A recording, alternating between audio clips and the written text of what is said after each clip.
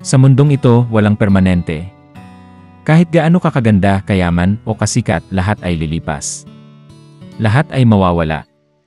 At sa huli, wala kang madadala sa hukay kundi ang alaala ng pagmamahal na naibahagi mo.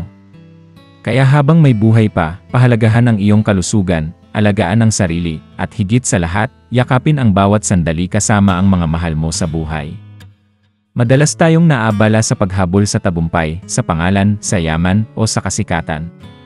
Nagsasakripisyo tayo ng oras, tulog, at maging ang mga ugnayan natin sa mga taong mahalaga sa atin. Iniisip nating may panahon pa na sa bandang huli, magagawa pa nating ayusin ang lahat. Pero ang katotohanan, walang sinuman ang nakakatiyak kung gaano pa kahaba ang panahon na ibibigay sa atin.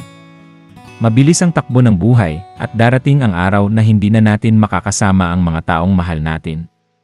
Kaya habang may pagkakataon pa, habang humihina ka pa, sabihin mo na ang mga bagay na madalas mong ipinagpapaliban. Humingi ka ng tawad kung may nasaktan ka. Magpasalamat ka sa mga taong tumulong at minahal ka. Sabihin mo kung gaano mo sila kamahal. Bisitahin mo ang mga magulang mo, yakapin mo ang mga kapatid mo, kausapin mo ang kaibigang matagal mo nang hindi nakakamusta. Dahil sa bandang huli, hindi ang pera, posisyon, o titulo ang mahalaga, kundi ang mga pusong napaibig mo, at ang pusong minahal ka ng totoo. Ang buhay ay hindi tungkol sa dami ng ari-arian, kundi sa lalim ng koneksyon.